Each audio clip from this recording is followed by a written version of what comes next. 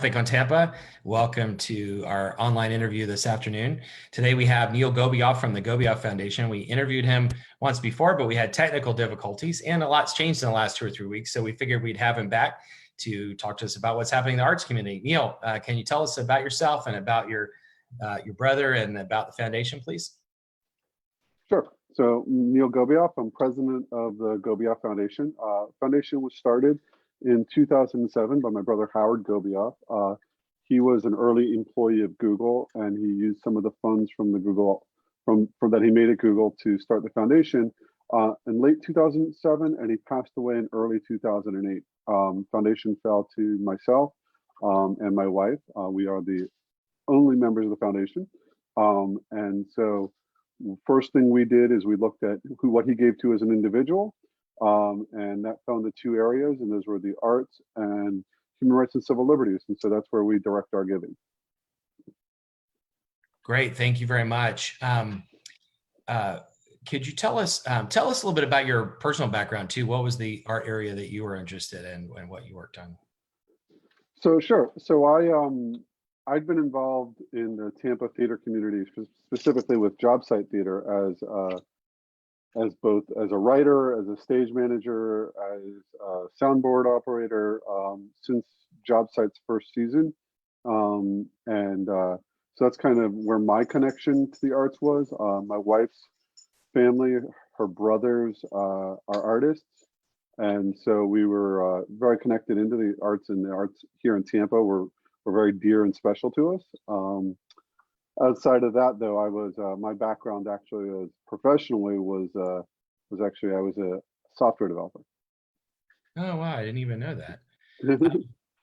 Yeah, I learn something new about you all the time. And the one thing I like about Neil, I mean, a lot of things I like about Neil, but he and his wife take a long-term view of the arts, and they look at how to build up the arts community systemically. And could you tell us, what was your impression of the arts community in Tampa and Tampa Bay pre-COVID-19? And then afterwards, we'll talk about the rest of it. What do you think was happening at the time? What were the good things that were happening? What were the opportunities? And what direction were we going in? So the Tampa, so I'm gonna kind of separate 2 things here. There's the Tampa Bay community and there's the Tampa community. The Tampa Bay community is vibrant. It's somewhat, I think, in my opinion, a little bit fractured with the community. The St. Pete side is incredibly robust and supported. There's a lot of philanthropic support as well as governmental and institutional support for a lot of the arts over in St. Pete. Tampa has struggled a little bit more with that. The primary difference, I think, between the 2 sides is also in the visibility. The visibility in St. Pete is everyone knows where the arts are. The arts are huge. They're everywhere you go. You can't miss the arts. My impression, though, for the longest time in Tampa has been that a lot of the people who aren't parts of the community, the people outside of the arts community, really feel like the arts begin and end downtown in Tampa. They see the Straz, they see the Tampa Museum of Art, they see Tampa Theater, and that's kind of their vision of where the arts are in Tampa, and that's it. But there's so much more going on. Seminole Heights has an incredible scene of small galleries. There's Tempest Projects, there's Quaid, there's the garage galleries of Coco Hyundai and Parallelogram. And all this is helping and creating an incredibly robust community. But there's also other areas of arts, the arts here in Tampa, that aren't as visible.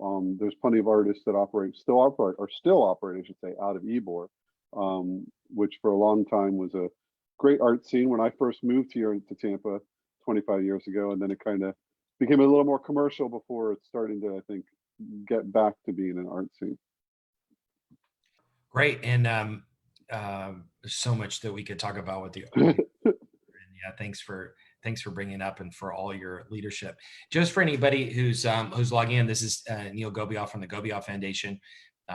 He and his wife support the arts through and they've been strategic leaders in the arts. And for any of the regular Café con Tampa folks, Café con Tampa partnered with the Gobioff Foundation on the mayoral forum a year ago, which was the highest attended of all the mayoral forums, which shows there's a huge interest in the arts. And then Café con Tampa also partnered with Gobioff Foundation on the Mayor's Forum of the Arts, where Mayor Jane Castor got to listen to the community and give feedback on what's going on in the arts. And Robin and I, at least, was here a minute ago and said hi. And there are a bunch of other people logging in. If anybody has any questions, post underneath the video feed or to the right. So Neil, tell us from an infrastructure point of view or grassroots point of view, what do you think, again, pre-COVID-19, what was needed in the arts community in Tampa? What could we all do to support and help the arts community in Tampa grow? I think there's a lot of things that were needed. I mean, primarily, I think what it needed, they needed support. They needed the support of people to attend, to go see things, to buy art from local artists. You know, but I think there's all sorts of infrastructure things that we're missing. You know, Tampa needs studio spaces. It needs live work spaces. You know, St. Pete has the Warehouse Creative Exchange, which has some studios, but they have a multi-year long waiting list. And so I think the whole region could benefit from more studio spaces, as well as live work spaces that for artists to operate out of. And there's always, I mean, we need more exhibitions, more galleries, more places for people to exhibit that show local artists, so that they have somewhere to display their work. And that's specifically visual arts. I mean, the theaters have been thriving to an extent. I mean, it's always a struggle getting people in the door, I think. That, you know, some shows do better than others, and that's a matter of taste and what you like. But there's one year I remember, not too long ago, there was like 8 new theater companies. Now, they didn't all last, but some of them did. So there's quite a few theater companies that's creating a robust theater community. But yeah, I mean, there's just always space for more. And in the Mayor's Forum on the Arts and afterwards, you and Gianna did a study of the people that participated, but also artists in the community. And can you tell us what you remember of the top line of those results? I forgot you were going to ask about that. Yeah, so there's a caveat to this. So we actually got a pretty good response to the survey. We had over 100 respondents. But the one thing to think that we noticed is the demographic data of the respondents. It was a very narrow demographic that actually took the time to respond. It was predominantly, I think it was over 50 white women who responded to the survey. And so with that caveat in mind, I do believe that there was some of the things that were highlighted to me was the need for more support, both from government and business in Tampa, was one of the big things that stuck out for me. I think, you know, especially at the grassroots level, when I was involved with the theaters and with people, we are always struggled. I was on the board for JobSite for a little bit too, and I remember the conversations about how do we get those marketing dollars in from some of these larger institutions. What's the trick to get them to sponsor you, to be able to pay to bring in to sponsor a performance or a season, and it's a hard nut to crack and to get that thing. And meanwhile, there's Americans for the Arts has an incredible infographic about the 10 reasons or 8 reasons that businesses should support the arts and what the ways that they can support the arts. There's incredible value to them, but a lot of times the larger corporations, all they see is the numbers, and it's marketing. How many people are going to be there, or what access can they get to do the sponsorship? They're not. The bigger picture though is also in what it's doing to the community and not just for them. So I wish they saw it more as less of an ROI and more of a what they can do to help. Well, you talked about diversity a minute ago, and I should say, Neil and I put together the speakers for the Mayor's Forum in the Arts. We had like 15 or 18 speakers, and knowing that the mayor was going to be involved, we tried in every way to have every kind of diversity, from gender to age to ethnicity, religion, and different kinds of arts. And when you cross-reference all of that, you really have to work hard. And still, one of the criticisms we got is that we weren't as diverse as we should have been. And so I think it sensitized us both to really, digging deep in the community, and whatever we do going forward, we're in particular very sensitive. Sorry, I talked, but any other comments or thoughts on that? Well, yeah, I think the equity and diversity are incredibly important to us as a foundation as well. And it's one of the things that it's always a struggle you always can do better. But every step is a step in the right direction. When you have something like that, there's a limit to how many people you can bring on stage. And so we have to be thoughtful in who we can pick. And also we were tapping into our networks, and our networks are acknowledged they're limited, but they're continually expanding as we reach into new connect with new people. It's something that John and I struggle with our Treasure Tampa grant, and making sure we are reaching diverse communities to know that they are eligible to apply and encouraged to apply, so that we can get a broader impact, a broader range of people. Yeah, there's a first question, and if anybody has any questions, please post them if you're looking at your phone underneath the video feed, or if you're looking on your computer to the right. First question is about how can we best sell the intangible rewards that the arts community bring to a community? If I knew that, I'd be doing it. Like I said, Americans for the Arts has, let me see if I can bring it up real quick. I forget what the exact name of their thing was. It's like Partners or something. Well, you're looking that up. Number one, Neil and Gianna through the foundation have supported and I think through Business Committee of the Arts has supported an impact study, economic impact study for the arts, and that has a lot of details. And then the other thing is that for the Mayor's Forum of the Arts, we put together a panel on the economic impact of the arts, and so there's actually a real tangible impact besides the intangibles. But go ahead. So they have they call it the partnership movement, which ART and partnership being capitalized.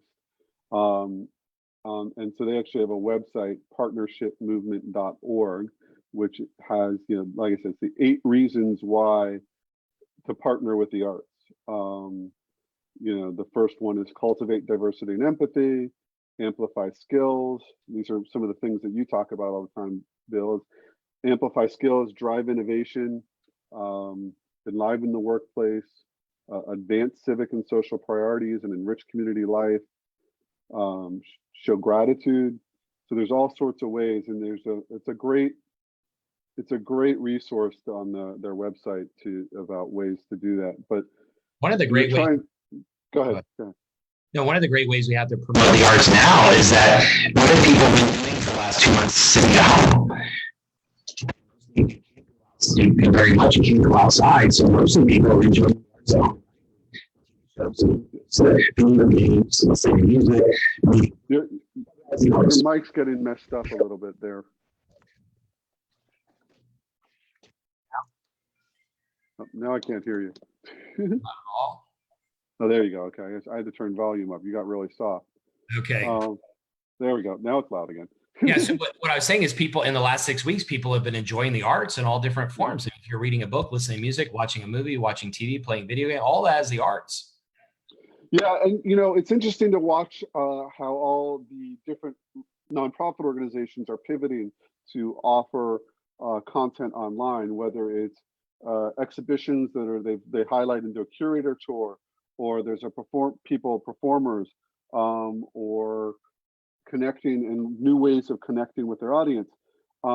one of the conversations that John and I have had, and one of our concerns is how can they monetize some of this to where they're losing all their admission sales and their funds from admissions. How can they avoid artists giving away their content? How can they monetize it so that artists can still be paid for their work? How can the organizations get paid for admissions? It concerns us a little bit that there's a precedence being set for an expectation that, well, I got it for free when we were at home. Why can't I get it for free now? You're muted. Yeah, I mean, Yeah.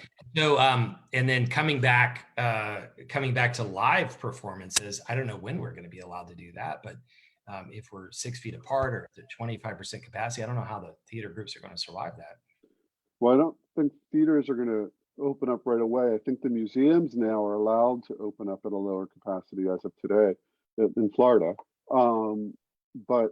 Yeah, theaters, it's not just the struggle of the capacity. And yeah, I mean, they budgeted everything at, the 100% sold out, or whatever. That's the best scenario. But when they budget, obviously they budget for certain percentage filled, but it's not as low as 25%. And so then you also have to struggle with how people are going to feel about coming in and sitting that close to people. It's a different world that they're coming back to. What the It's arts going to take some time. What the arts used to provide, which is of great value, is a common social experience, and now we're telling everybody to not have them. So it'll be at least not in person. Yeah. So you've also been doing some roundtables. By the way, if anybody has any questions, post underneath or to the right of the video, and we will ask it. You also have been surveying and holding roundtable discussions with artists over the past month or so. Can you tell us what the results of that have been? What feedback have you gotten? Well, we actually helped held a session with nonprofit organizations, some of our grantees, and we invited some others to join us. And it was kind of a way for them to share their stories and tell how they were impacted and what they were doing to adjust. And since that was about a month ago, and we were talking this morning about we should schedule another one soon. And so we'll probably reach out to them this week to try and do another one. There was a difference in some of the way the organizations approach things.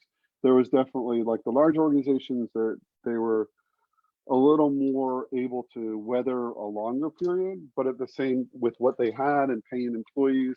But there was definitely a concern for having to pay the facilities, having to pay being able to pay employees, not having to lay people off. Versus the smaller was definitely more concerned about the artists and how they were paying the artists, and the fact that they couldn't hire artists now because they didn't have something to hire them for. It's just a different way of how they were impacted directly. I think they're all very concerned about all the people who are being impacted that they are responsible for in some way, or are helping keep paid and giving them jobs. We held, after that, we held the 2 webinars about the CARES Act, one specifically with Shoemaker and Loop and Kendrick are presenting, one specifically aimed at nonprofits and one aimed at artists.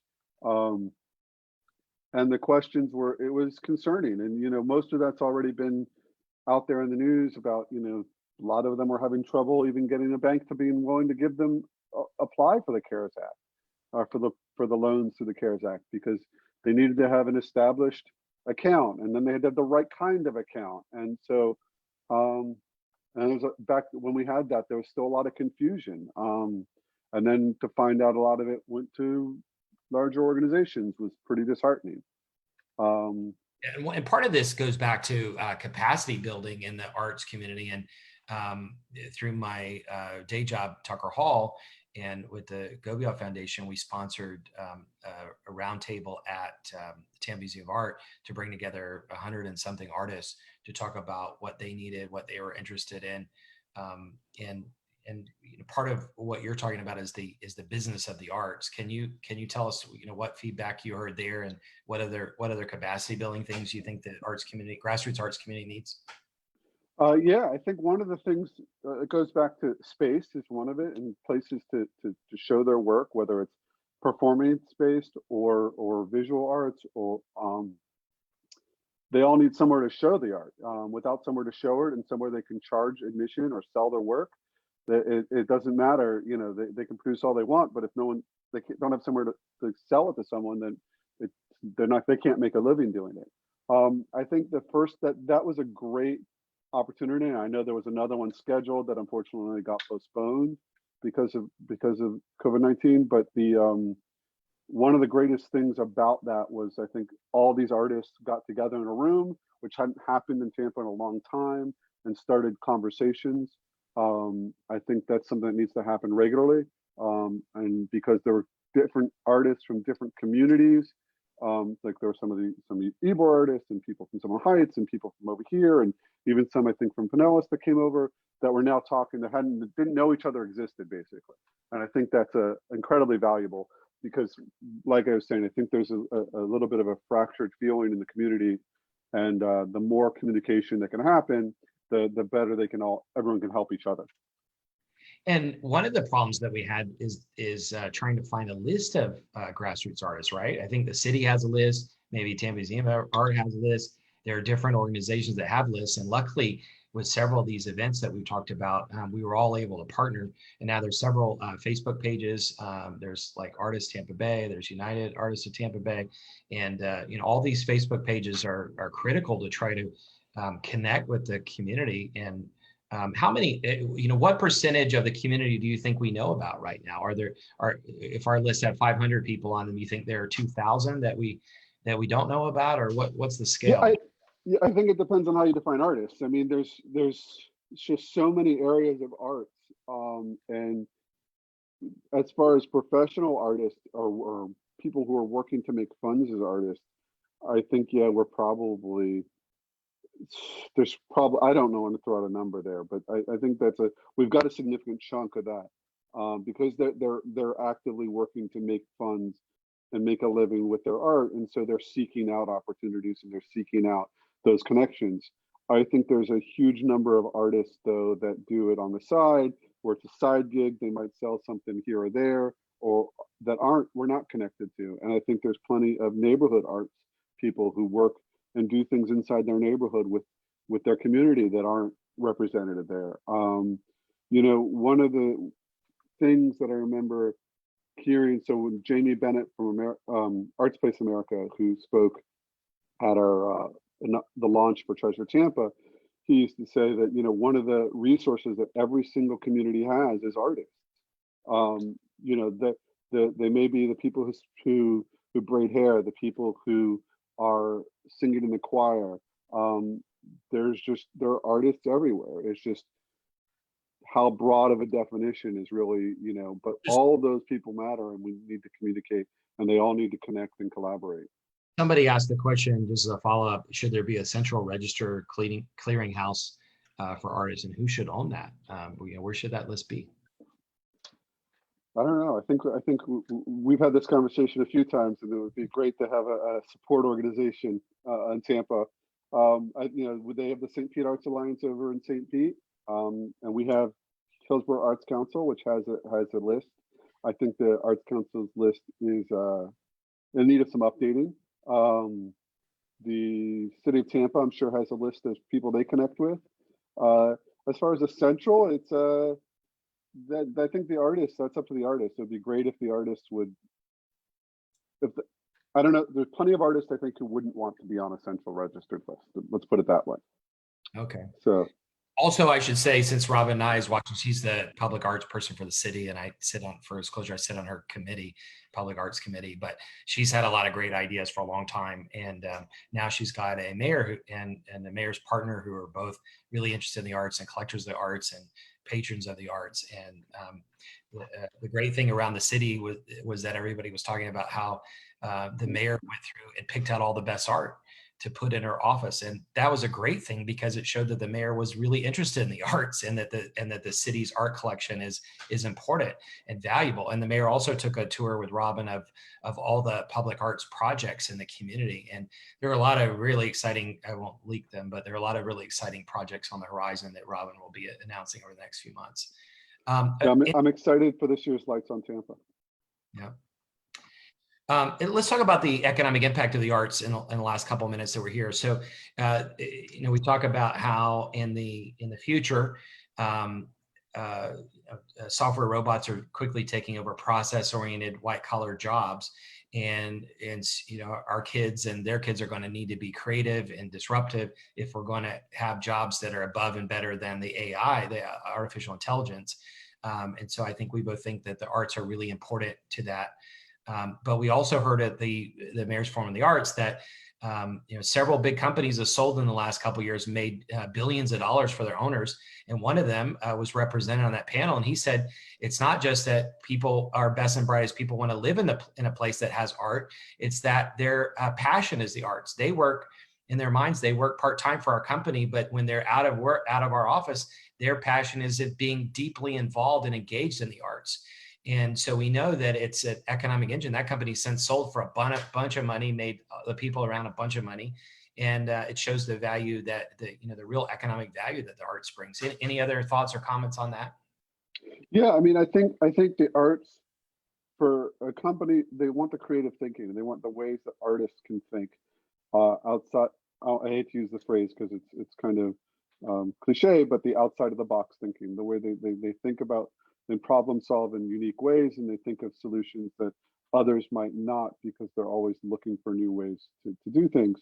And I think we need to have that in government more too. And you see that in some places where they have an artist in residence whose job, whether us both at companies as well as in government, where their job is to kind of work with all the departments to kind of come up with new ways and connect those pieces.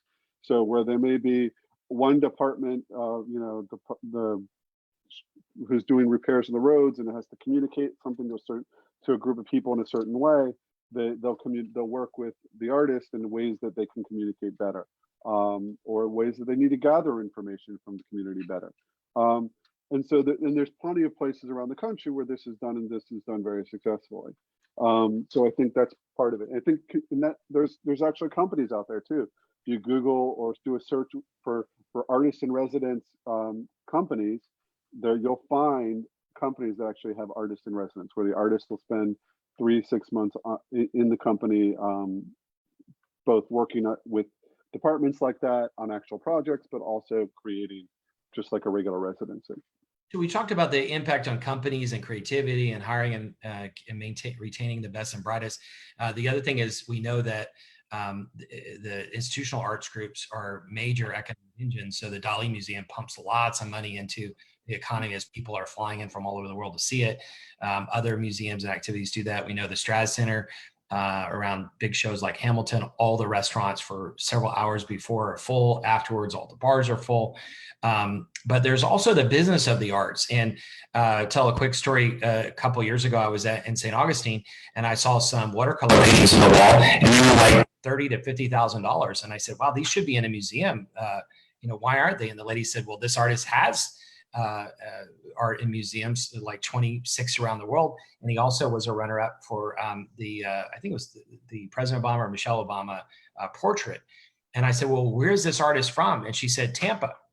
And it turns out his studio is in Channelside, and he lives on Harbor Island. He happens to be, one of the most prominent African-American artists in the United States. And so he paints these paintings, sells them for $30,000 to $50,000 all over. That's bringing real money into our economy. It's a real business. Yeah. And I think what surprises me most about that story is that people don't know about him here in Tampa, right? He's known all over the world, but not in the place where he lives.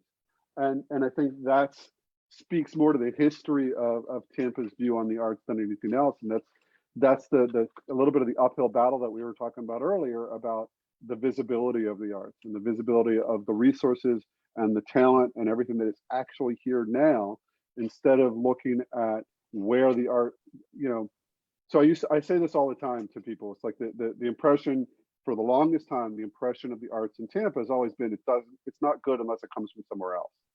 And that's a battle. Like, there's galleries that closed because they couldn't sell to collectors here because all the collectors wanted them to go with them to New York to buy stuff there. So, how do you fight against that? I think we're at a tipping point now. We have, and one of the big things is an administration that supports the arts. Even, this came out at the mayoral forum. One of the first things a mayor can do, and the easiest and cheapest things they can do to support the arts, is to show up, to go to the arts events. And that's the first step. And I've seen that from our current administration. And so I think that's a positive sign that we're going to turn a corner with the arts in Tampa in the near future. Well, thanks so much for your time. We're at the end now, but thanks for all that you and Gianna do to support the arts and help the arts in our broad community grow. Any final thoughts? I just want to make sure everyone knows about the HARP, Hillsborough Artist Relief Program, that we help fund. That's operated by Tampa Bay Businesses and